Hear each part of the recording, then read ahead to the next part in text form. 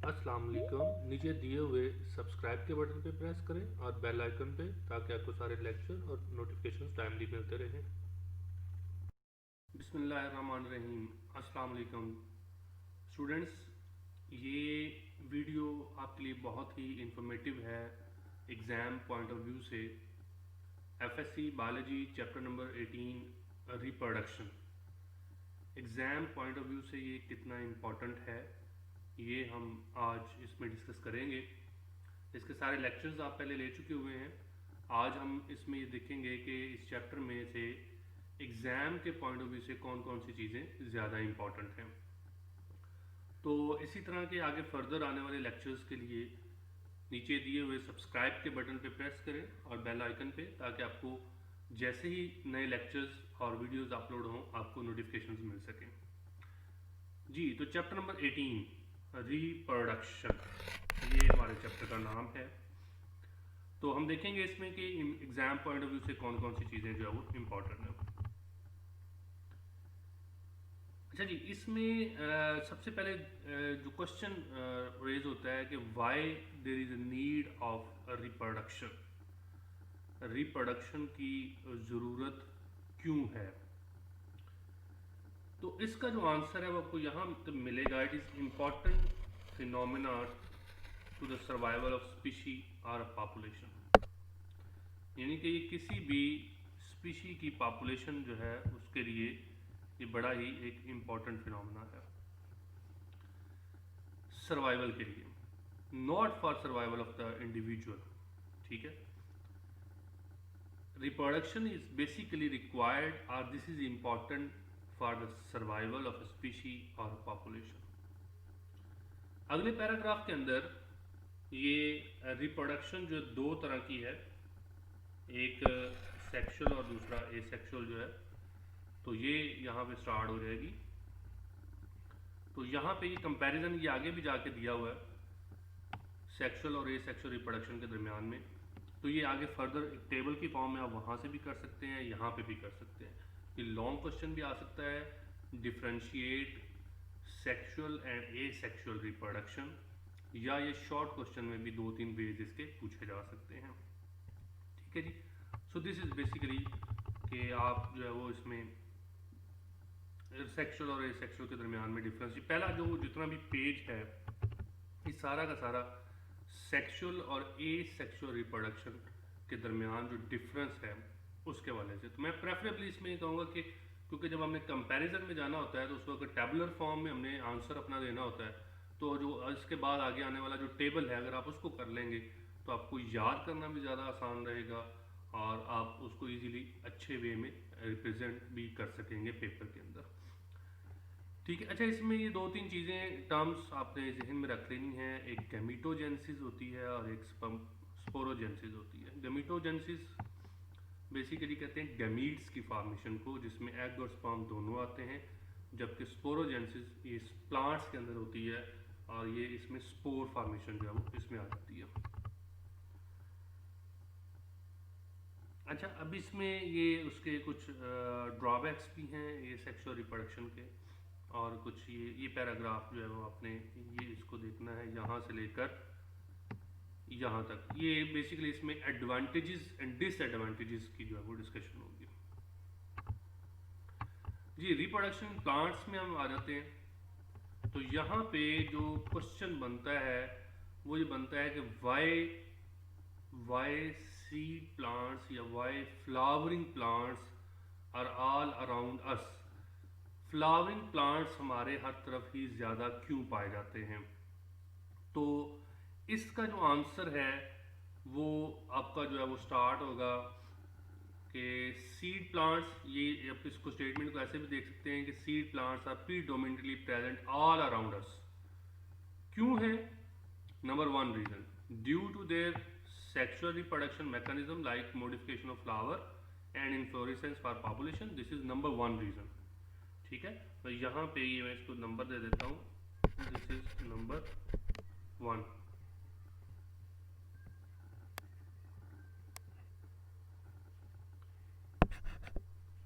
तो ये सबसे सबसे पहली रीज़न ये है। उसके बाद नेक्स्ट जो है वो gamete transfer by pollen tubes, second reason. Food storage for developing embryo, third reason. And protection of seed को by seed coats and dispersal with the help of fruit formation angiosperms. ठीक है, ये fourth reason है। और seed dormancy का जो phenomena है, this is another reason. तो ये कुछ रीजंस आप दे सकते हैं in the favour of this answer, why seed plants are all around us. उसके बाद ये कुछ साइकिल्स बने हुए हैं, they are not important as such exam point of view के हवाले से। जी, parthenocarpy, another very important short question कि व्हाट इज पार्थेनोकार्पी। ठीक है, इसका आंसर आपके साथ ही दिया हुआ है। Seed dormancy, what is seed dormancy, ये भी शॉर्ट क्वेश्चन है।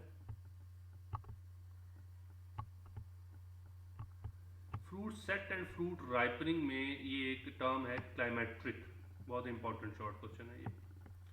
क्लाइमेट्रिक जो है बड़ा ही इंपॉर्टेंट शॉर्ट क्वेश्चन है। अच्छा जी, फोटो पीरियडिज्म आगे ये टॉपिक है। एज सच 2020 का जो सिलेबस जो है उसमें उन्होंने स्मार्ट सिलेबस की वजह से इस टॉपिक को जो है वो स्किप कर दिया है। अदरवाइज बिफोर दैट ये लॉन्ग क्वेश्चन भी आ जाता होता था और इसमें से काफ़ी सारे जो है वो शॉर्ट क्वेश्चन जो है वो भी बन जाते थे।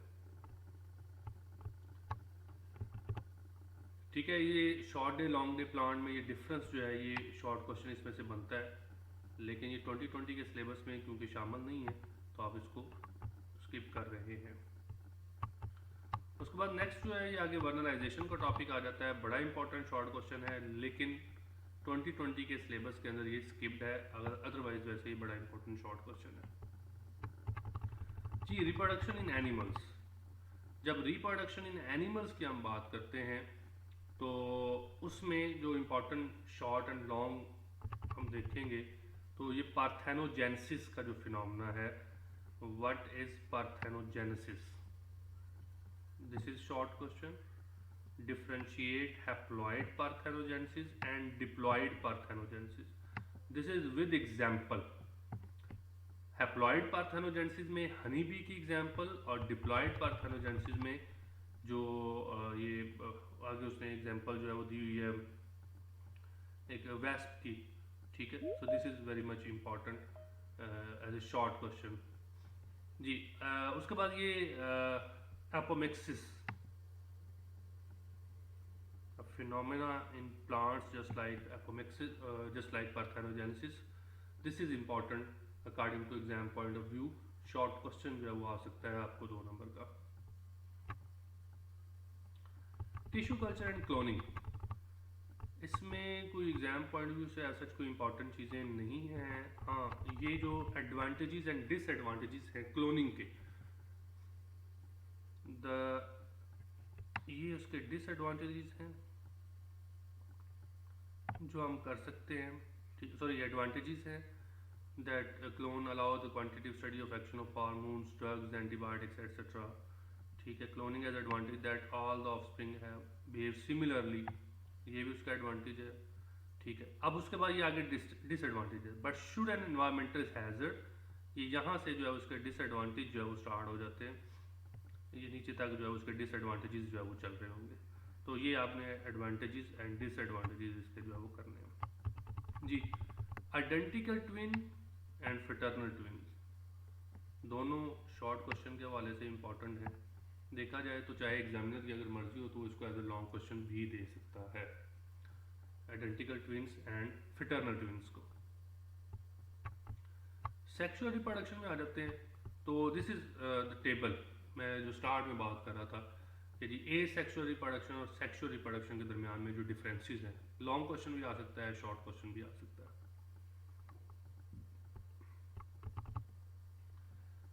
जी, ये आगे फर्टिलाइजेशन का फिनोमेना है, और फर्टिलाइजेशन के बाद जो 3 टर्म्स इसके अंदर आती हैं that are very much. Fertilization, एक तो यहाँ पे ये देखते हैं इंटरनल एंड एक्सटर्नल फर्टिलाइजेशन, वो इम्पोर्टेंट है। External fertilization that is outside the female body and internal fertilization that is inside the female body. तो ये भी इसके दरमियान में डिफरेंस जो है वो आपने देखना है। उसके बाद एक्सटर्नल फर्टिलाइजेशन, और उसके बाद जो इसके अंदर टर्म्स ओवी पैरस, वीवी पैरस, ये इनके दरमियान में डिफरेंसेस जो है वो आ सकते हैं।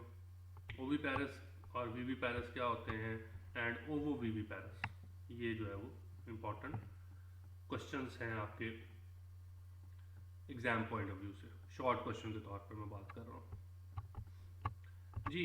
रिप्रोडक्शन इन मैन जो है, इसमें मेल रिप्रोडक्टिव सिस्टम, ये एक लॉन्ग क्वेश्चन है, ठीक है।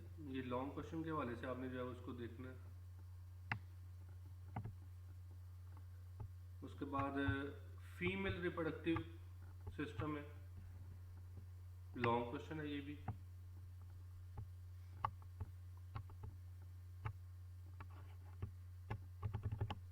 Female reproductive cycle, female reproductive cycle या मेंस्ट्रुअल साइकिल, ये भी लॉन्ग क्वेश्चन है। और इसी के अंदर ये येलो बॉक्स में जो उसने दिया हुआ है एस्ट्रस साइकिल, बड़ा इंपॉर्टेंट जो है वो शॉर्ट क्वेश्चन है। Oestrus cycle, what is an oestrus cycle. उसके बाद ये एक टर्म है मेनोपॉज, ये भी शॉर्ट क्वेश्चन है, बड़ा इंपॉर्टेंट शॉर्ट है ये।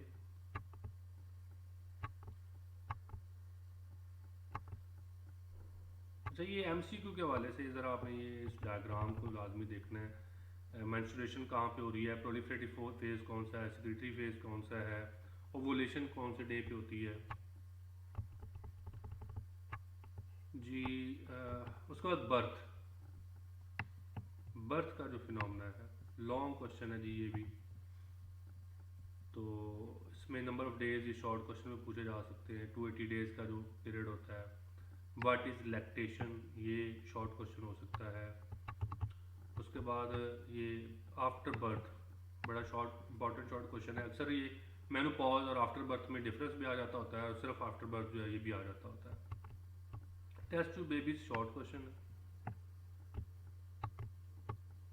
Sexually transmitted diseases, sexually transmitted diseases long question है जी ये भी। ये कोई एक डिजीज शॉर्ट क्वेश्चन के तौर पर भी आ सकती है, लेकिन ये लॉन्ग क्वेश्चन के तौर पर भी ये आ सकता है। So this was basically about this chapter, इसके इंपॉर्टेंट शॉर्ट और लॉन्ग, और एग्जाम पॉइंट ऑफ व्यू से इसकी क्या परसेंटेज। अच्छा, एग्जाम पॉइंट ऑफ व्यू से मैं अगर आपको बताता चलूँ कि इस चैप्टर में से 2 MCQs और एक लॉन्ग क्वेश्चन और 3 शॉर्ट क्वेश्चन जो है वो इस चैप्टर में से आने हैं। तकरीबन 12 नंबर का पेपर आपके इस चैप्टर में से आता है, जो पिछली स्कीम ऑफ स्टडी चल रही थी। 2020 की जो सिचुएशन है उसके हिसाब से लेट्स सी कि इसमें क्या चीज़ें जो है वो चेंज होती हैं, ठीक है जी। सो अगेन सब्सक्राइब करें इस चैनल को, ताकि आप इस तरह की ज़्यादा इन्फॉर्मेटिव वीडियोज़ जो है वो देख सकें। Thank you very much. अल्लाह हाफिज़।